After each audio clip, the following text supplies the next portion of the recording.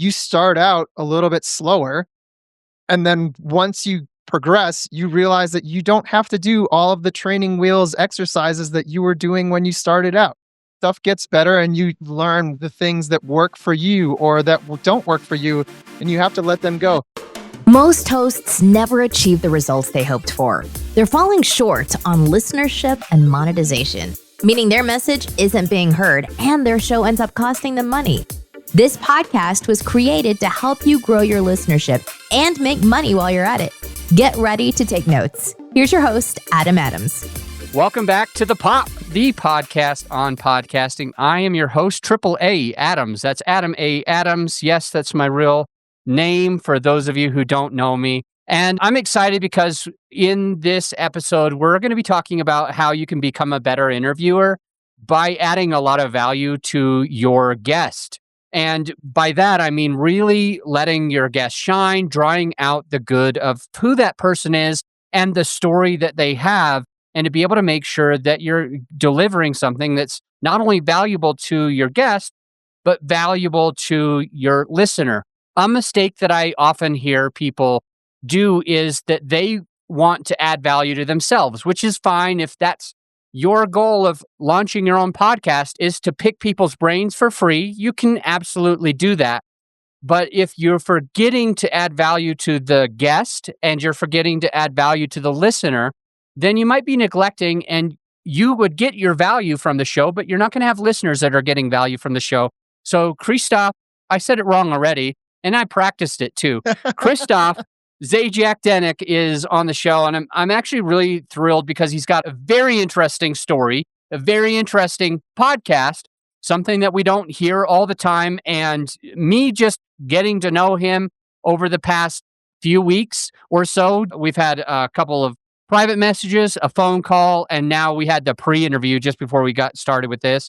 Remarkable guy, and I think that you're going to be interested to see how he adds value to his guest by drawing out the good for both the guest and for the listener. So with that said, Christophe, you've got just so many things going on. Like, I don't even know where exactly to start, but I'm going through your bio, which, by the way, when people come on this show, I ask them for a short bio. I'm like, please make this succinct. And he wrote me a novel, and the whole thing is awesome. Talking about being 4 foot 4 inches tall, coming from, Michigan State University, having a TV background, being on movies and all these cool things. Like, he's got an amazing story. And so why don't we just do this?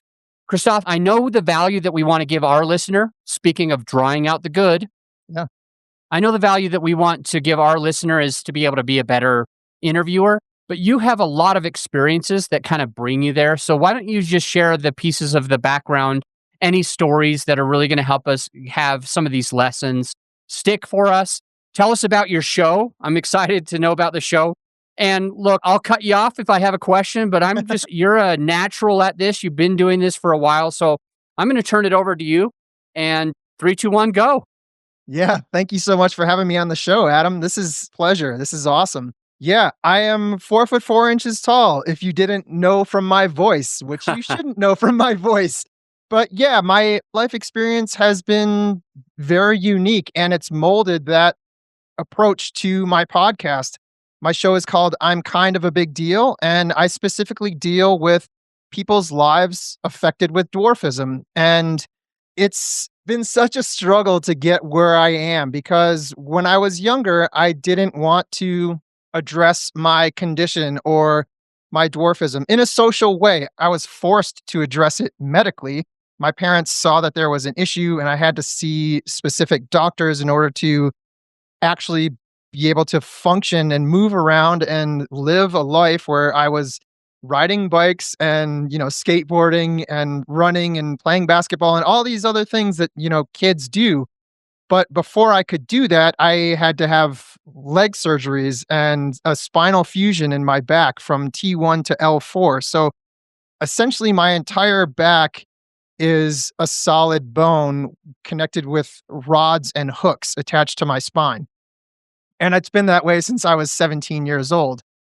without having those operations and having those, I call them like business meetings for my health, because when I was 2, we had to start going to see a doctor and, having my x-rays scrutinized by multiple doctors in the exam room and, being prepped for surgeries and then having to recover for 3 months in a body cast and then go through physical therapy multiple times in my life.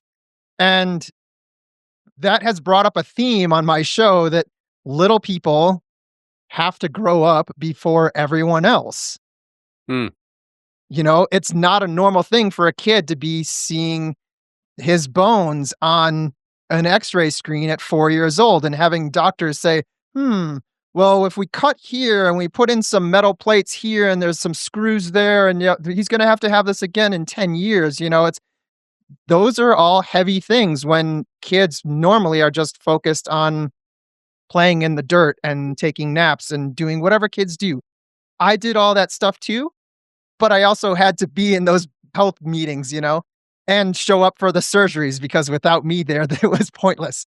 Right. But, on top of that stuff, I dealt with social issues when I was a kid. You're kind of the same height for a while when you're a little person as other kids. And then maybe 7, 8, 9, 10, everyone else around you shoots up in height. You do not. You stay the same height and you don't grow that much more. I've been 4'4" for, I don't know, maybe since I was 10. I'm not sure. But I know that there was a point where everybody else around me, I had to start looking up to them physically. And when you're not around your friends or you're in public places and kids who've never seen a little person, or even parents who haven't seen a little person, they have reactions and they can make fun of, they can ostracize, they can push you away, they can, grab their kid and say, don't stare, like we're going right now. And all of that stuff instills fear. Hmm. It all just builds on this fear that difference is not acceptable and disability is not acceptable. I was just messaging with a new fan of my show on Instagram, and she was talking about how, people just don't accept disability to the end that people who are disabled don't even accept their own disability. It took me so many years to accept that I was actually disabled after having 2 leg surgeries and a spinal fusion in order to just not have pain and not get around. And so my story I felt was unique, and this is all the medical stuff, but after that, I've had just incredible life experiences and job experiences. And, I went to college and then I graduated and I started working as a TV producer for local television companies. And then while I was doing that, I loved drumming and I played drums since I was 15. And I started a rock and roll band, and my rock and roll band toured the US and Europe for 6 years. We're from Detroit and we built our fan base and we, worked our butts off to get to that level. And then I left the band after 6 years and moved to Hollywood. Played a little bit of drums on television and movies and stuff in Hollywood. And then because of my height, I started to get hired as an actor, a stuntman, and, a costume performer. And I've done that for 11 years. I'm also an avid surfer. I've been addicted to surfing since I was 14 and just looking at magazines and all these things. And it's crazy to think back because the first interview that I have on my show is with my mom. And my mom talks about the first day that I was alive. And the doctor came in. As soon as I was born, they instantly knew that something was different with me. They didn't know what it was. They knew it was probably some sort of dwarfism. But the doctor came in and talked to my mom and said, I just want to let you know your son will never run. He'll never ride a bicycle. He'll never be physically active. He might be in pain. And how devastating is that for a new mother to hear that, her 1-day-old child is not going to be able to have any sort of semblance of a normal life as a kid or as an adult. And so with all these things that happened in my life, I was encouraged through another friend who has known me for a long time, you should tell your story. You should talk about your childhood and your jobs and all these things. And you're coming to accept yourself as a little person and other little people, because I just rejected other little people for the longest time. Did not want to have community with them or anything like that. And I started the podcast with my friend, and it was supposed to be about me, but I don't know. I don't really want to just talk about me on a show.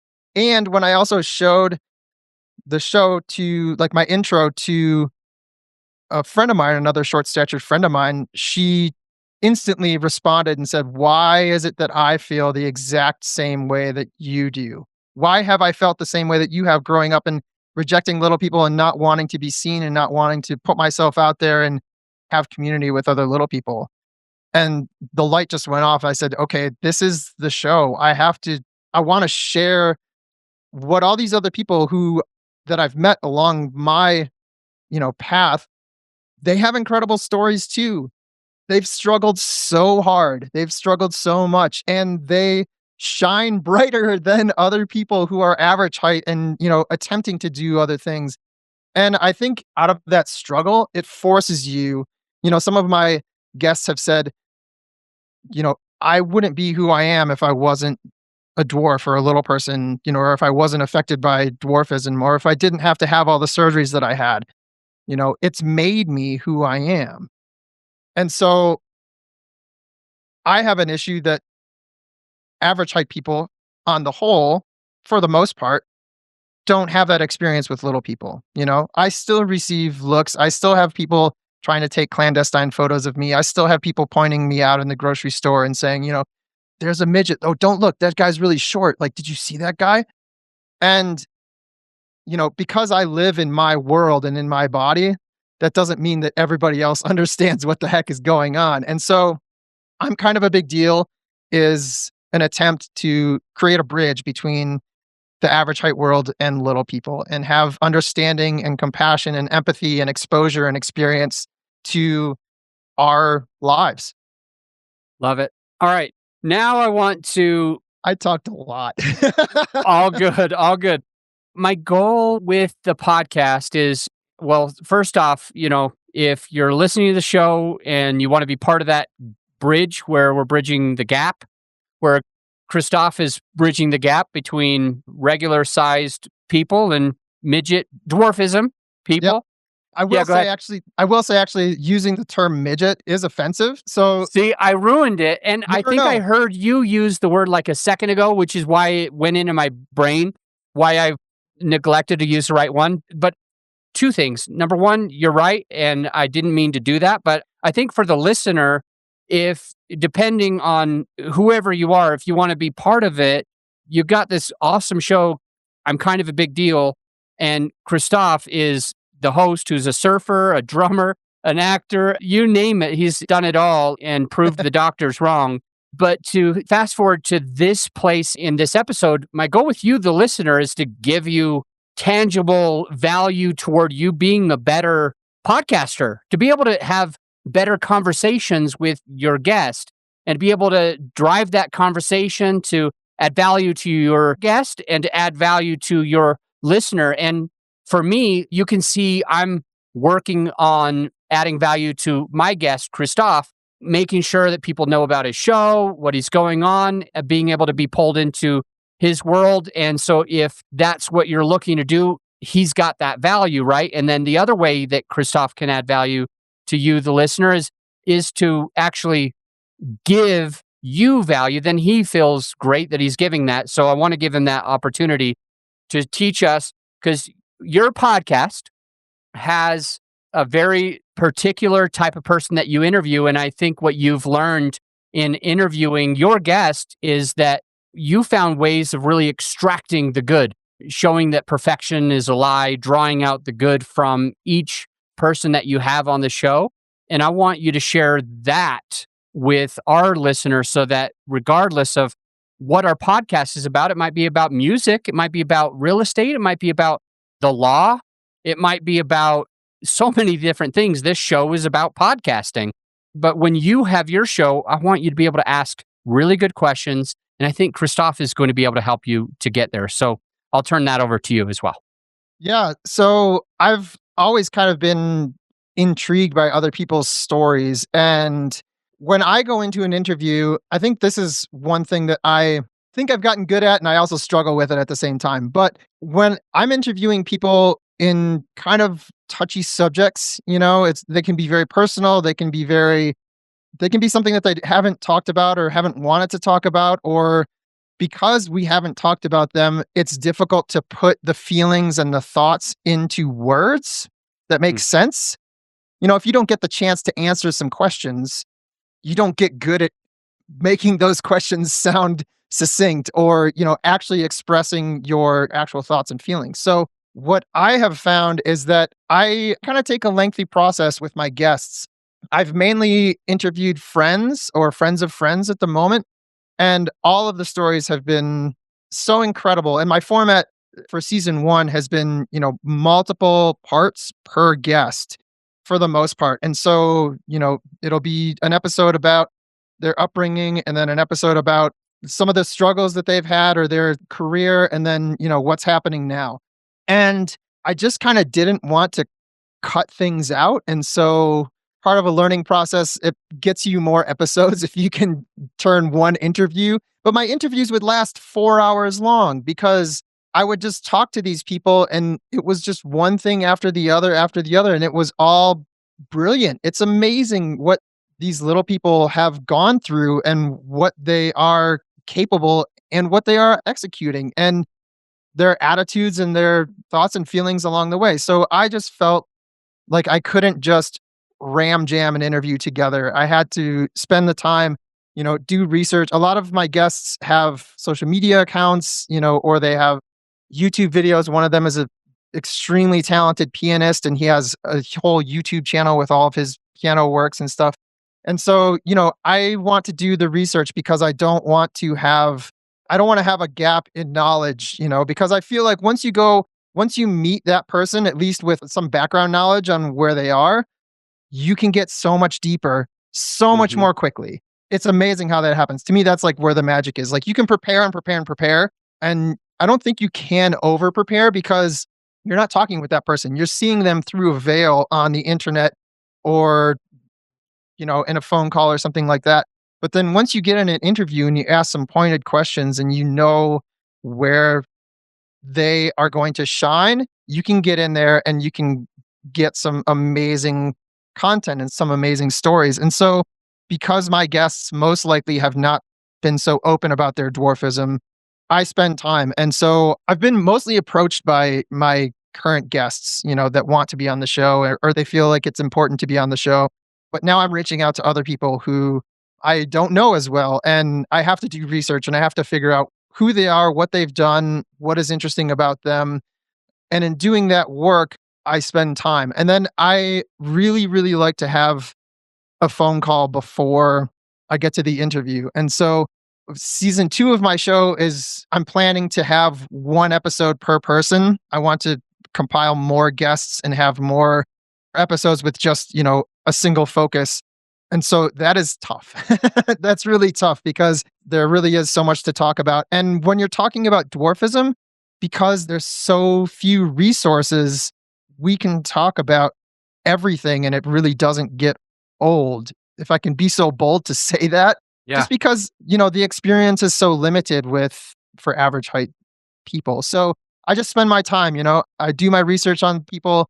I think about them a lot and then I try to have a phone call that kind of breaks down any walls or barriers. And then I keep it light. We get into some heavy stuff on my show, but I don't want to do a show that is not entertaining. And if you have the camaraderie and you have the back and forth, even if it's 10 minutes before the interview, I just talk about just some dumb stuff. Like, what did your animal do? Or what's your favorite color? Or, what's the silliest thing that happened to you in the last couple months? Just talk about some dumb stuff just to get the blood flowing and get things loose. And then hop in and say, okay, how did you feel about this being a little person? Because if you just jump in cold, I don't want to answer that question. You know what I mean? But if there's like a rapport that's there, I think it's just loosens things up and other things will come out and you can be like, wow, I didn't even know this about you, even though I knew like A, B, and C.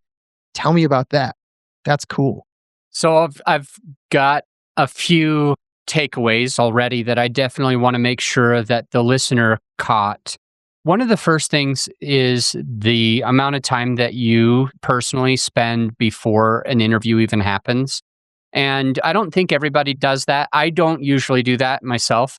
A lot of times I'll offer to have a one-on-one phone call like upfront, like Yep. you and I did. Yeah, we But had a great phone call. I don't always ask for that. I'm not like, please do a call. It's usually like, come on the show. And if you want to have a call, then we can. And I usually appreciate those calls. With yours, definitely I did. And there's some where I'm like, I'm not going to remember all of this. So let's just get into it during the right when we're recording. Because I'm always kind of moving. And so there's a few things that I pulled from what you said that I think are going to be really valuable. I might even do more of now that I've gone through this. So, a couple of things that you do as a host to make sure that you're adding a lot of value to the guest and to the audience as well is you do your research ahead of time, number one. Number two, you do a phone call beforehand. And those are pre-interview things. And then at the interview itself, a couple things that you tend to do is number one, you keep it light and entertaining. You start slow with the guest. You might even ask them a couple of ridiculous questions before you get into the deep questions, because the rapport that you're going to have with your guest is going to help you to be able to deliver more value to the listener. So I like lesson number one, research ahead of time. Lesson number two, have a pre-interview call. Lesson number three, keep it light and entertaining at the beginning of the episode, build rapport with the guest instead of just kind of moving too fast and just getting to it and asking the same questions every single time. So these are some of the things that I learned from you as far as pre-interview and interview so far. I'm going to extract more from you for the interview itself in a moment. Yep. But there's something that doesn't specifically relate to either of those that I also was able to take away from what you were talking about. And I thought that it was really valuable. And I wanted to give that gem to the listener as well. And that's just talking about how you said season one was maybe a 4-hour interview that got broken up into 3 parts with your guest. And so they're a little bit shorter. And one of the benefits that you got was you had one conversation with somebody, but you're able to deliver, multiple episodes, which is pretty rad because now you're getting more content out. And so this whole idea of having seasons and you being able to change your season, like that's what you're doing now, but you don't always have to do that. Yep. In a little while, maybe you'll have season 2 is going to be more diving deep with one person, or more where you, like with this interview today, we have a topic. It's drawing out the good from your guest on the interview, right? And so we are going to deliver that, but we're not having a 4-hour conversation knowing like all of your struggles, What? I thought this was a 4-hour conversation. I'm not even going to eat lunch. What? So I guess like just thinking about, I think some people might feel boxed in. Like when they're launching a podcast, they don't even do anything because they're afraid that it can't be changed. And so it's kind of like this theme that I'm getting from you today is perfection is a lie. It doesn't need to be, you don't need to have it all figured out like before you ever do anything, right? You can have a season 1 and you could change it up and have a season 2.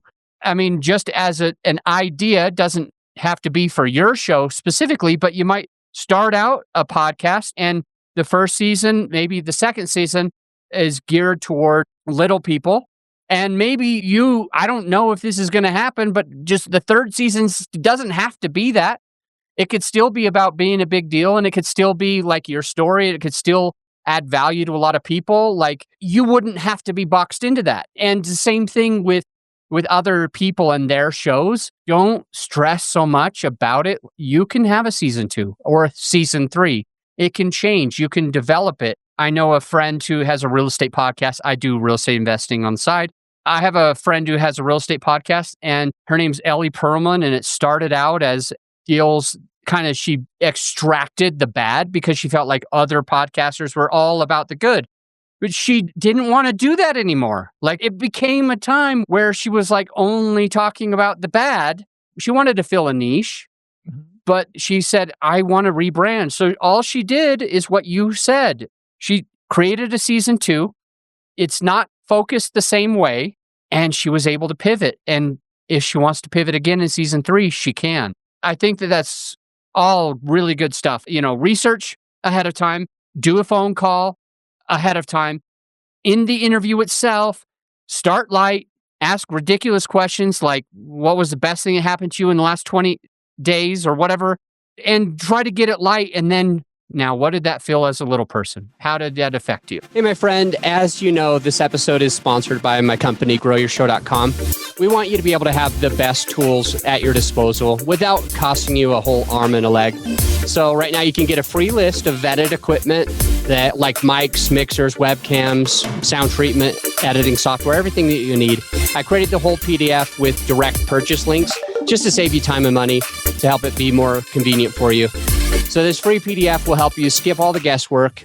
If it's on there, it's vetted and approved by yours truly. And if it's not on there, it's probably not worth the money. So go ahead and get yours at growyourshow.com/PDF. Let's get back into the show.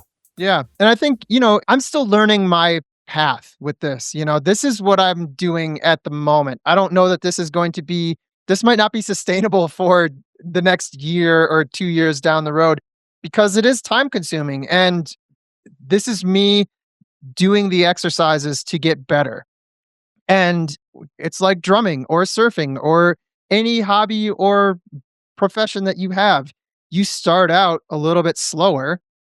And then once you progress, you realize that you don't have to do all of the training wheels exercises that you were doing when you started out.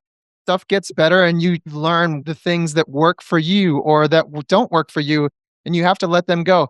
The perfection is a lie thing, that's been drilled into my head for decades, but escaping it is such a difficult thing. It's so hard.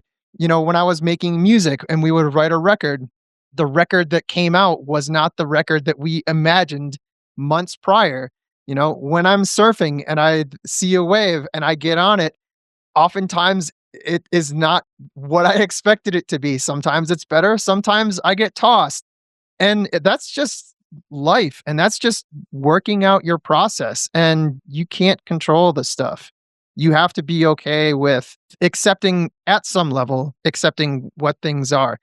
That doesn't mean don't try, keep trying. But yeah, you have to also respect the process and have confidence and faith in yourself that you're doing the right thing for you. Love it. So let's see if there's any other tangible pieces that the listener's going to need when they're doing interviews. From your experience, what you've learned over time, how are you adding the most amount of value to your guest and to your audience in the rapport that you build with your guest and the questions that you ask with the guest? So how are you adding value to both people by rapport and questions? So I try to listen a lot. I try not to banter with my guest. Again, a lot of times these are guests who are talking about shameful situations or they haven't opened up about how they've felt about things. And when I listen to a show like that, I don't want to hear interjections. I don't want to hear the host chiming in on things. I want there to be back and forth, but I really want my guests to express themselves. And I like that too, because I think it provides a little bit of tension.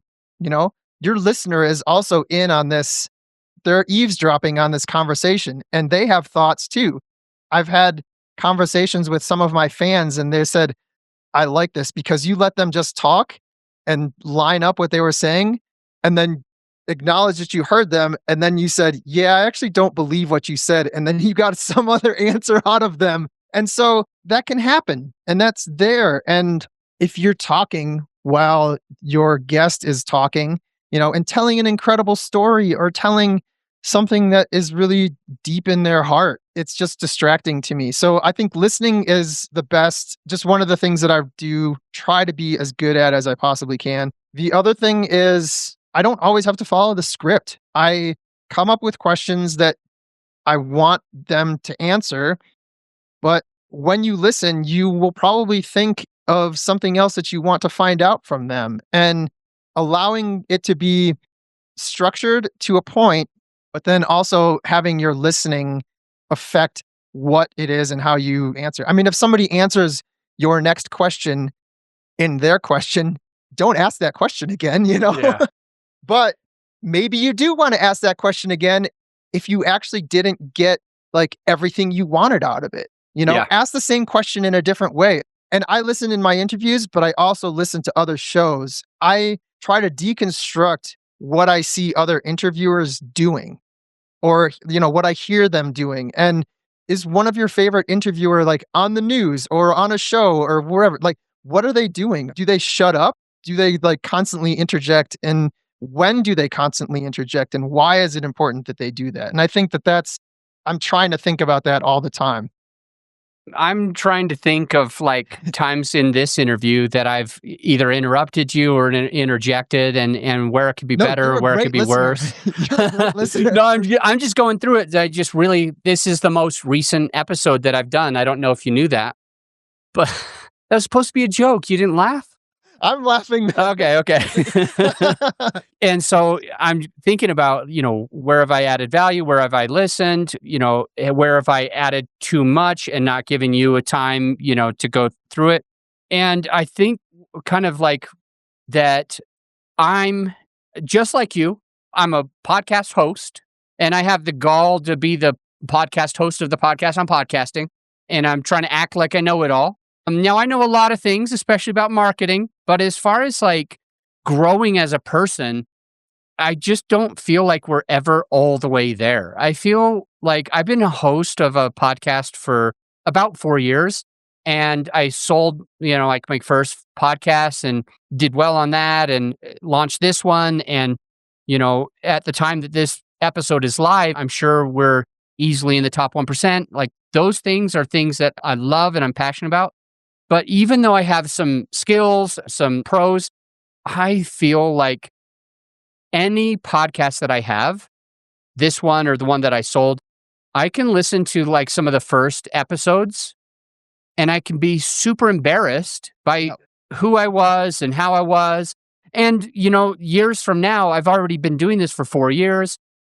Years from now, I go back to this one and I'm like, oh, I can't believe I said midget and that was offensive. And I'm embarrassed by that. And I should have known better. And I can't believe that I cut him off or that I spent on this tangent that I'm on right now. I spent, like 5 minutes on that. Why don't I just shut the F up and give Christophe more time? So it's like interesting that I believe that we're always going to be growing. We're always going to be gaining, and we can only know as much as we have in our brain today. But in a couple of weeks, a couple of episodes, a couple of months, a couple of years from now, we're developed as a better human being and a better interviewer. Go ahead. Yeah. So I love that you said midget, honestly. Yeah, for sure. And this is why, because you allowed yourself to say that and you allowed yourself to be vulnerable and use that word. When I said later on or whatever, please just learn or know like that is an offensive term. You're not being so careful. That is what's great about what this interview is you allow yourself to be vulnerable in that way. And that is important.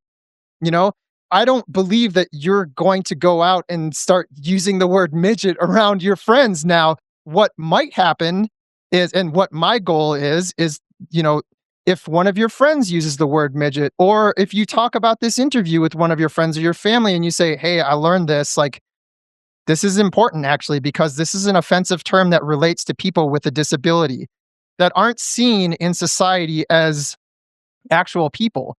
But I didn't know that before. So you saying that, man, it's great. Like it is. But I'll be disappointed if you don't learn from it. And then that's the problem I don't have a problem with people using the word midget, I have the problem with people who don't learn from using the word midget. When you keep using it and you say, yeah, I don't really care. I mean, there are celebrities that do this. And that's another topic that I talk about on my show is the portrayal of little people in media it's really terrible. There's nothing out there for society to grasp onto and actually see us as actual people. So why not use the word midget continually? So, you know, if you learn from it and you find out that that's a sensitivity that people have in society, you don't go around and saying offensive terms about people in wheelchairs or about, racially different individuals. That's not something, if you say it, it's the best to learn from it and approach with sensitivity and empathy and say, okay, you know what? Like, I've learned. And that's a good thing. Being afraid of it would be you not saying anything at all. And so I applaud you. Like, I think that that's good because I do feel like you're a positive person and you will run with it in the positive way. I appreciate that. And I think all of the interview relates to us when we're becoming interviewers. I think that you mentioning that there was a level of vulnerability for using the term or any other term, just like what I'm trying to emphasize for the listener is I want to be, known as that person who helps people with their podcasts and grows their podcasts and does a great job. But I need to be vulnerable, open-minded, and let you be the expert on the things that you're the expert on. Let you teach from your experiences. Allow myself to ask questions that benefit me to be a better podcaster and the guest to be a better podcaster. I think at the end of the day, how we're doing our interviews for our audience, how we're doing our show needs to make sure that we can be our genuine, authentic selves and deliver value to both people. In my mind, we need to deliver value to the guest that we have on the show, build rapport, connect, and deliver value to the listener, or else we're not going to have anybody listening. And it's not going to really be valuable to the guest anyway if nobody hears it. So what else have you done to kind of just either grow your audience or grow your connection with the audience? So we've talked a lot about adding value to your guest, and I think that you've got more in the can for just how to improve growing your audience or growing your relationship with your audience. Sure. I struggle with that a lot. I am a one-man band in this podcast show. I can't afford an editor. I can't afford an assistant or anything like that. And so I do everything on my own. And thankfully, I have a background in audio and video production. So the editing isn't so confusing to me. And I have a background in acting and entertainment as well. So being around people and entertaining and talking with people is something that it's a skill that I've grown. And I knew that I had some of that there. But the promotion, the social media, the outreach, that stuff is tough for me. It really is. And I work so well on a one-on-one basis, I know that is my strength. I can have long phone calls with people and I can have really great conversation and talk to them and learn about those people, but spreading it out to the far and wide is tough. I've obtained, the handles for my show and they're uniform across the board. And I promote whenever I am on a show. I promote whenever I put my show out there. But that is the element that I need to put more attention. And it's tough. Do you have suggestions? Like you're producing a show on podcasting. Could you suggest anything to me? Yeah, let's do it. Let's do it. So it's a reverse interview for a second here. I love it. Yeah. Number one, you have major skills in two areas. One of them is connecting with people and entertaining people one-on-one, and the post-production. So you got those nailed. And the parts that are holding you back, it sounds like, are going to be the desire to do the social media. I feel like you told me that you're putting out the social media it almost felt like you said, I do it when I have to. It's like, okay, I was interviewed on someone's show. I feel obligated to kind of put this out, so I'm going to do it. So That's so just bad. so it doesn't really sound like you're just excited about it, right? And everybody's personality is going to be different. So this isn't something that really excites you. You're not grateful that you get to make this social media post. It's almost a chore. It's like, man, all right, what should I say? I want to make sure that I add value to this person that I was on their show. I want to make sure that people listen and engage in this post, but it just might feel like a chore. And then the other thing is the show promotion of maybe growing the audience. So for you, I feel like part of that audience growth is you just being real and authentically who you are, which is naturally going to keep retention of the people that are listening now because they're being entertained. They're having good audio quality and sound quality because you got that stuff on lock Mhm. and you're able to just be you. And I think a problem with other podcasters is that they don't yet know how to be themselves. Mhm. They really want to deliver a certain thing and they have an idea in their mind of what that is. And they try to fake it till they make it because they hear so many people say, you gotta fake it till you make it. That's Sure. such a common term. So what you're doing is you're being somebody who's open to letting people into your world, into your head, into your emotions, your thoughts, your feelings, your experiences, which is benefiting you a ton in two ways. When they come to you, they stay with you. And when they hear a value, they're going to share it with a friend.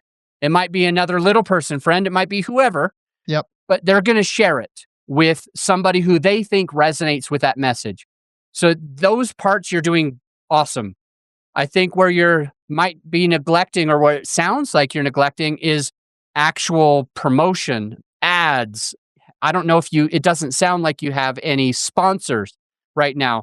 If I were to work with you and support you to get this, our goal would be is, hey, how do we make sure that you have enough downloads and listens that a sponsor who sees your target audience is able to wanting to put their money toward the show? If that's all we do, most of the clients that I work with, the goal is to whatever it costs you in marketing dollars or post-production dollars, if you don't want to edit it yourself, or having someone just physically go in, like a virtual assistant can post some of this stuff for you too. Whatever that stuff costs you, those three things, we want to make sure that you make that in your podcast.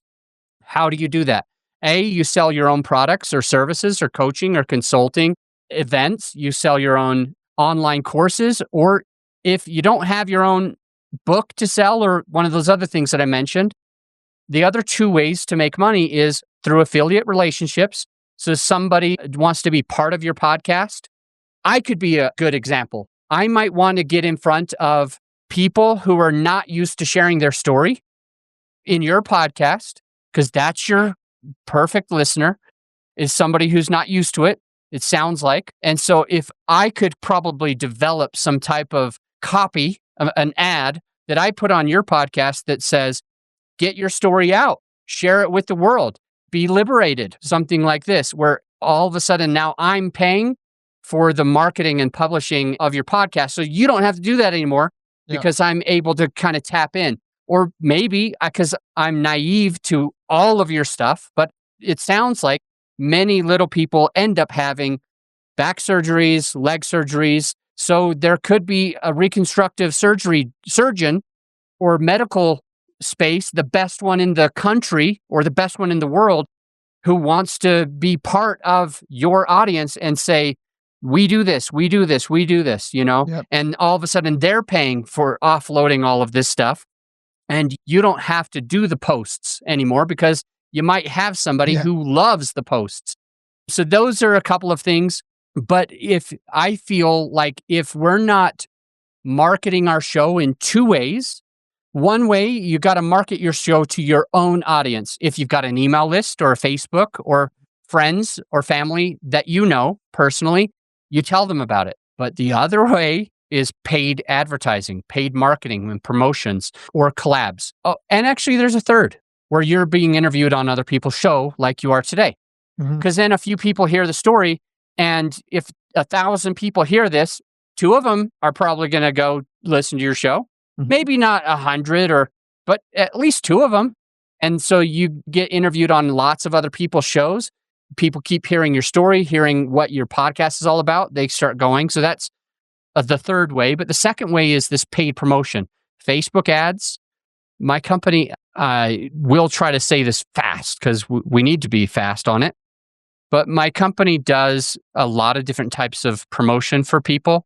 The most effective one is the hardest one. It's the one-on-one, where we reach out to people on social media. What works really well about it is that we're a third party. We become a third party. And so like if I was promoting your show as a really good example, I could go to LinkedIn and I could go to Facebook and I could literally search for little people, use whatever terms that I would need on Facebook to find more people with the same disability. And then I could reach out and just say, hey, what podcasts are you listening to? What's going on? How are these things? And then just say, man, you don't listen to Christophe's podcast? You didn't hear that last episode? And then I could just literally send them, hey, do you mind if I send it to you?